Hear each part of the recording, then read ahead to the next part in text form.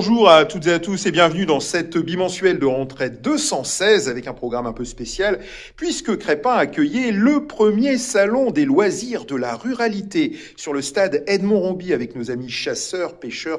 Bref, la nature était bien représentée avec même des démonstrations de chiens d'arrêt. Et nous reviendrons également sur la musique qui est venue jusqu'au stade Edmond-Rombie et pas n'importe quelle musique, celle de l'harmonie, celle des cadets de marine de Liège. Et oui, cette harmonie nous vient de Belgique et elle a fait une démonstration de la place Bellevue jusqu'au stade Edmond-Rombie absolument dantesque. Nous reviendrons également sur le tir du roi de nos amis de la confrérie Saint-Sébastien, puisque chaque début de mois de septembre, la confrérie nous offre son plus beau tir à l'arc vertical. Mais avant toute chose, nous commencerons par la rentrée des classes avec notamment l'école élémentaire de Blanc-Misseron qui accueillait sa nouvelle directrice, ainsi que le collège Jehan-Froissart qui lui accueillait sa nouvelle principale. Voilà, à toutes et à tous, une bonne rentrée sur Crespin Télévision.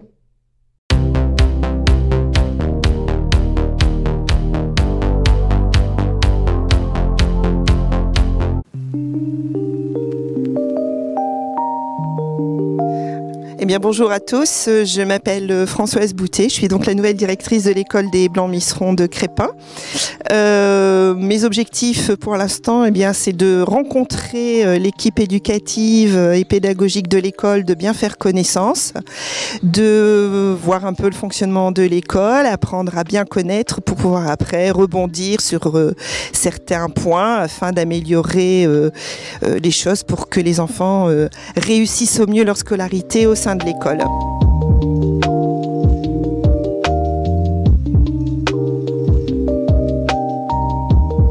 J'ai un parcours assez long et diversifié. J'ai été enseignante sur Denain en réseau d'éducation prioritaire. Je suis partie travailler dans un milieu rural. J'ai été coordonnatrice d'un réseau d'éducation prioritaire sur le Cateau. J'ai été conseillère pédagogique. J'ai repris une classe en REP+ à Denain. Et puis ensuite, eh bien, j'ai décidé de prendre des directions d'école et me voilà donc au Blanc-Misseron. Voilà, j'espère que nous ferons un bon travail tous ensemble parce que je crois fort au triptyque parents, enseignants et tous les partenaires autour de l'enfant pour qu'il puisse avoir la meilleure scolarité possible.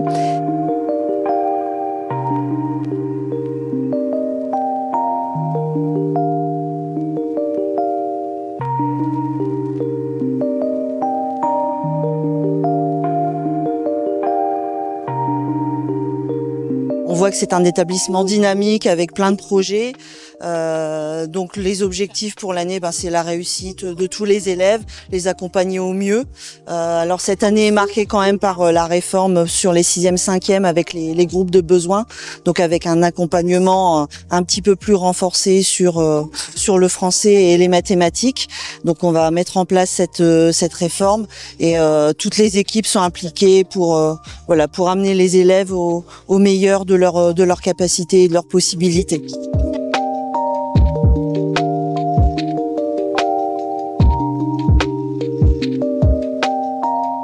C'est pas ma première rentrée, donc je suis plutôt sereine pour cette année parce qu'on voit que l'établissement est vraiment agréable. Donc j'ai pas trop de soucis, j'ai une équipe sur qui je peux compter et m'appuyer pour travailler. Donc ça c'est quand même quelque chose de très confortable et pour un chef d'établissement.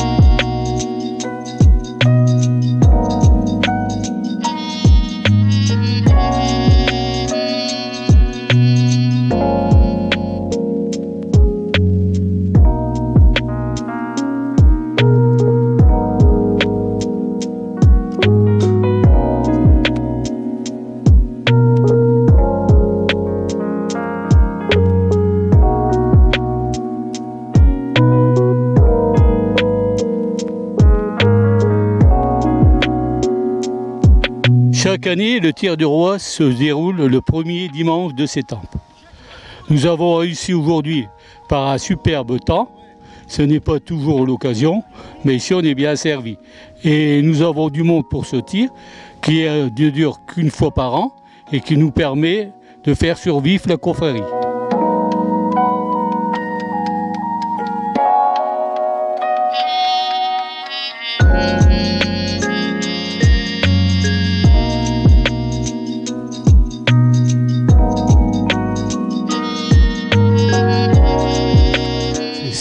Cette tradition se perdure depuis les moines de l'abbaye de Crespin et avant par le seigneur de Crespin. La confrérie date depuis 1440. 1440. Voilà. Et elle continue encore aujourd'hui. Et elle continue encore aujourd'hui. Parce que ça a été repris après les seigneurs de Crespin par les moines de l'abbaye de Crespin. Et après, c'est les laïcs qui sont rentrés dans la confrérie.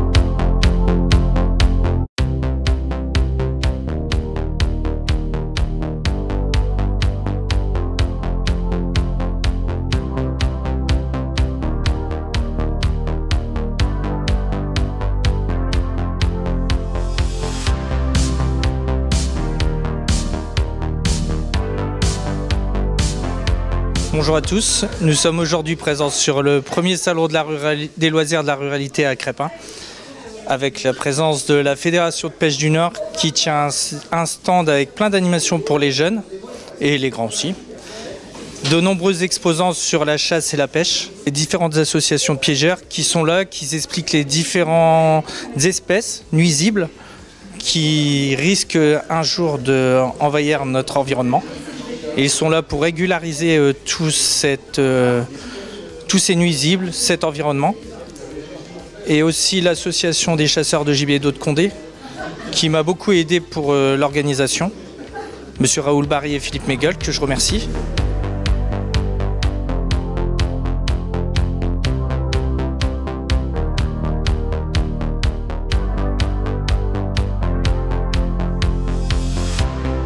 Nous sommes les premiers défenseurs de la biodiversité par l'entretien des étangs, par le nettoyage, parce que c'est bien beau, mais on ne voit pas beaucoup de nos détracteurs venir mettre les mains dans les cochonneries divers qu'on peut ramasser le long des étangs.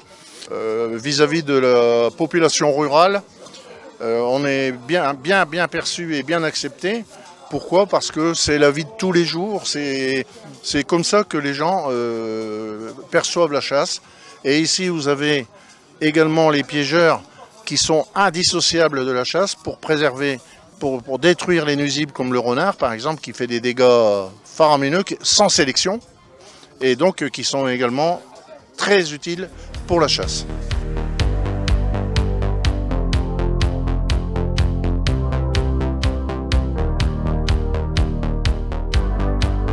Cette année, j'ai eu l'occasion de reprendre une grosse association qui s'appelle l'ACPOPN, c'est l'association des chasseurs de pigeons du Nord, sachant que la chasse aux pigeons, c'est vraiment une des chasses les plus populaires, c'est-à-dire qui est abordable par tous les chasseurs, que ce soit au niveau financier, que ce soit au niveau n'importe quel niveau, elle est abordable. C'est notre objectif. Notre objectif, c'est de permettre à tous les chasseurs de pouvoir chasser. Voilà, dans les règles, parce que comme vous le savez, maintenant la réglementation de la chasse, il faut quand même informer les gens. On est passé à une réglementation très importante.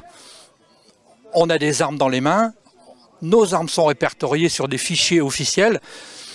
Voilà, c'est déjà quelque chose de très important. Bien sûr, concernant cette fête de la ruralité, c'était pour nous, on ne pouvait pas faire autrement que d'y participer. Que ce soit la chasse des pigeons, que ce soit la chasse des canards, que ce soit les piégeurs, que ce soit tout le monde représentatif de la ruralité, on ne pouvait pas faire sans y participer. Voilà, c'est une première ici à Crespin, il faut dire, dans le Valenciennois c'est une première, et je pense qu'il ne faut pas qu'on s'arrête là.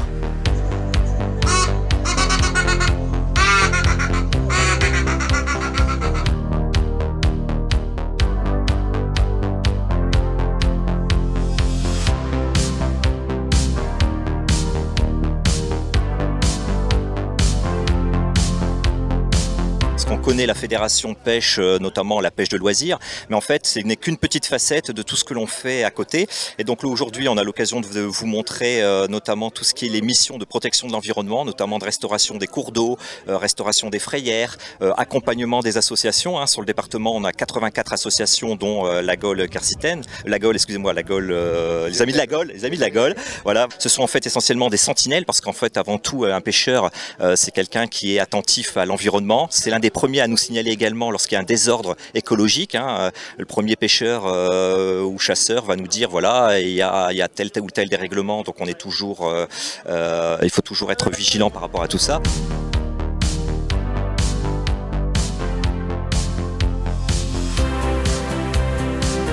C'est malheureux, c'est pas mon cas, je le dis clairement, ce n'est pas du tout mon cas, mais souvent la chasse, la pêche ont toujours, on va dire, quelque chose de négatif parce qu'ils détruisent la nature, ils prennent les animaux, nanana, voilà, je vais pas vous faire tout le refrain, et justement ça permet justement de dialoguer, d'échanger et d'expliquer, parce qu'on a aussi besoin des chasseurs justement pour réguler, on a besoin des pêcheurs aussi justement, voilà, pour entretenir nos rivières, donc voilà, on a besoin de tout ce beau monde pour dire que justement qu'on puisse avancer normalement et que la nature se porte d'autant plus mieux avec tous ces acteurs.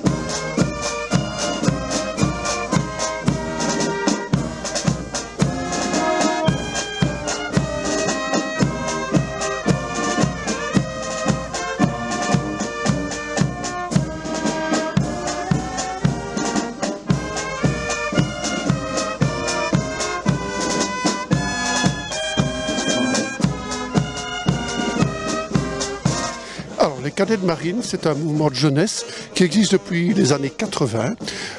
Nous sommes parrainés par la Marine nationale belge. On est issu du corps des Royales des Cadets de Marine. On est donc une section de ce corps. Et ce corps est au départ un mouvement de jeunesse qui est là pour former les jeunes à la marine, à la navigation. Dans les années 80, on a créé une section de musique pour animer toutes les festivités de ce corps en question. Depuis les années 2000, on est devenu une ASBL indépendante, mais on est toujours rattaché, en tout cas dans l'esprit, avec les cadets de marine et avec la marine nationale.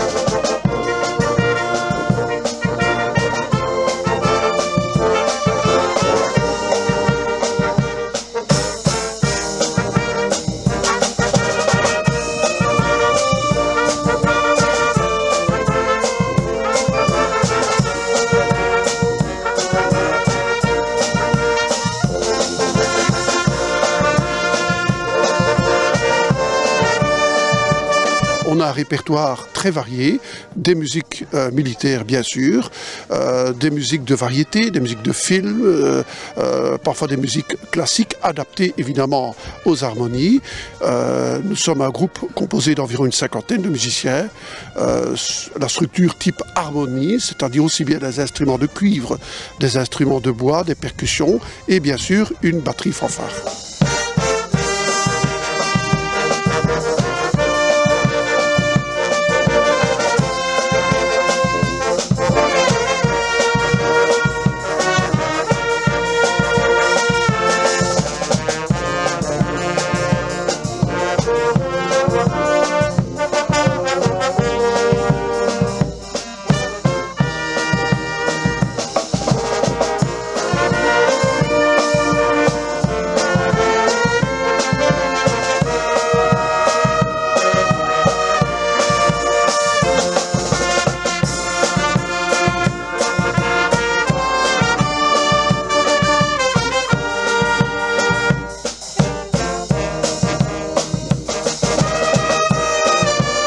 Nous participons très souvent à des festivités dans le nord de la France. On est allé à Cabourg pas plus tard qu'à 10 jours. Donc on apprécie vraiment d'aller en France, je vous le dis tout à fait sincèrement, parce que l'accueil est particulièrement chaleureux, aussi bien de la part des organisateurs que de la population qui nous applaudissent. Et voilà, et ici je suis certain que nous serons très bien accueillis aussi. Et voilà, je me réjouis d'être cet après-midi et de vivre toutes ces festivités.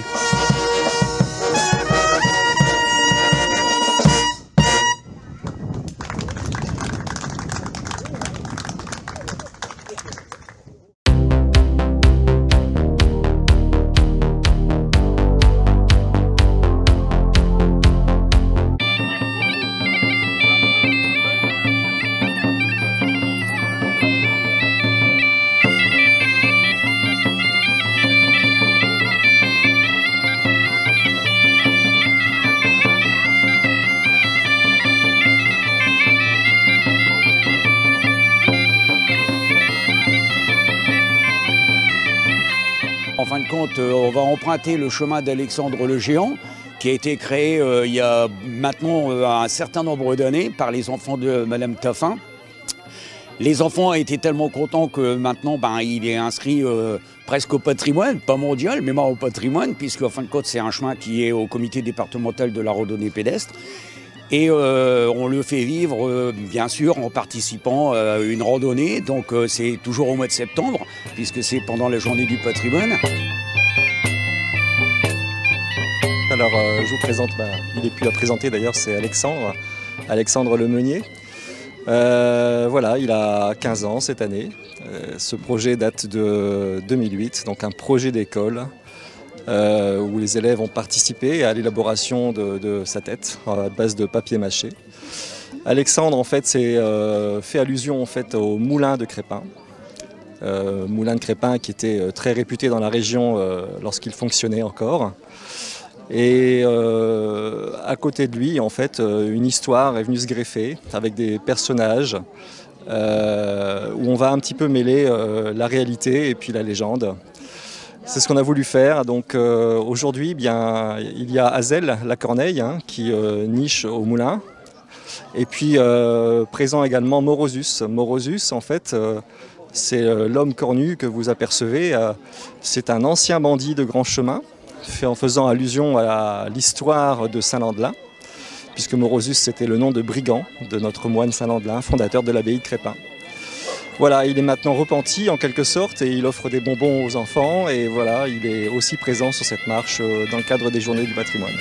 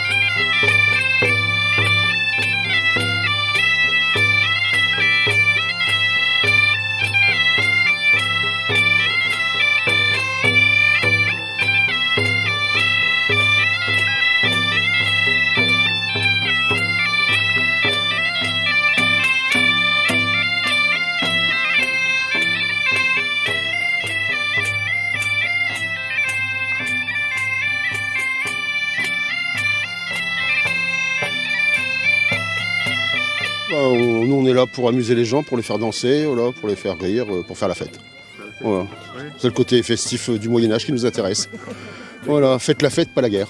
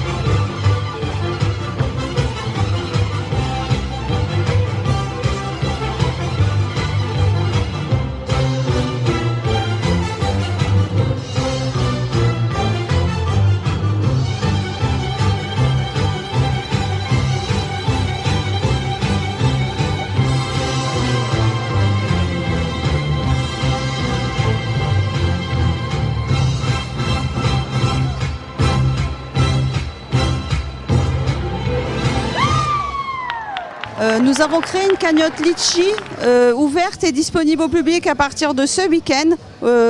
On a profité des journées du patrimoine pour la lancer. Vous allez avoir la publicité sur internet, sur le site de la ville, sur notre page Les Amis de Saint-Landelin.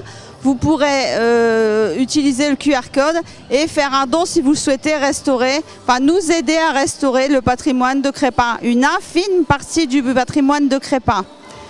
Je tiens d'ailleurs à remercier les personnes qui ne pouvaient pas venir et qui ont fait le choix de nous verser le repas en don de cette manière. C'était une manière de participer et de donner. Et également, je tiens à remercier, on a Récréa Kid qui nous a remis aujourd'hui un chèque via leur présidente Brigitte Urban, et les Amis de Saint-Landelin la remercient chaleureusement.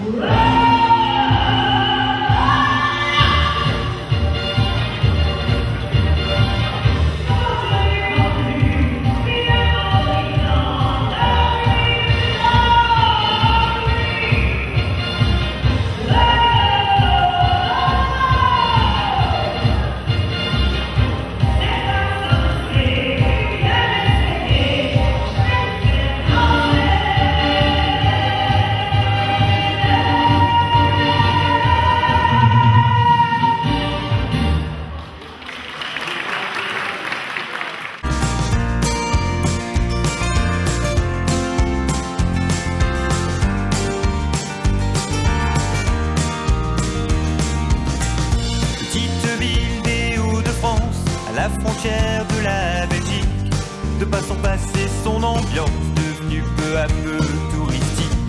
Marché nocturne ou plage l'été et bien d'autres festivités. Chapelle Saint-Roch ou son clocher, patrimoine à venir contempler.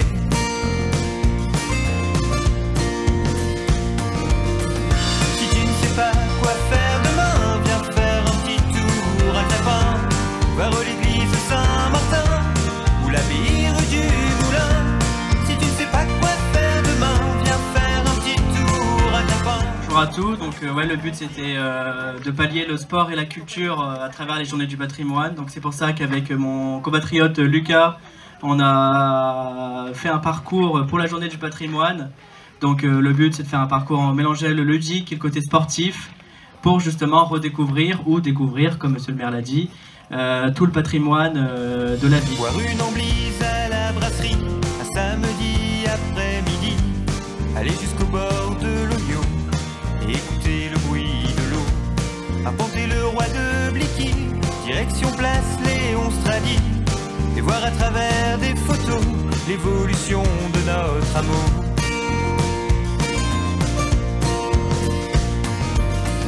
Si tu ne sais pas quoi faire demain, viens faire un petit tour à Crespin, voir l'église Saint-Martin ou l'abbaye rue du Moulin. Si tu ne sais pas quoi faire demain, viens faire un petit tour à Crespin, connu pour son usine de train et sa fontaine de Saint-Landelin.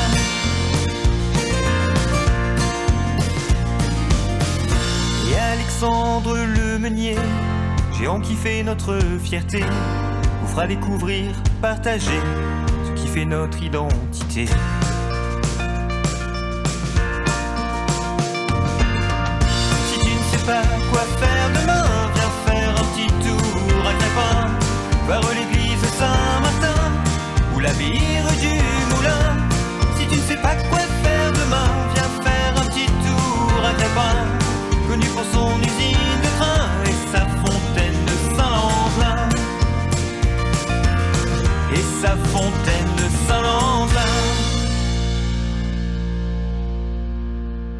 C'était plutôt très sympa. Franchement, on fait bien le tour de la ville, on fait le tour des bâtiments, on voit un peu tout ce qu'il y a autour. Et puis, ouais, on a bien aimé.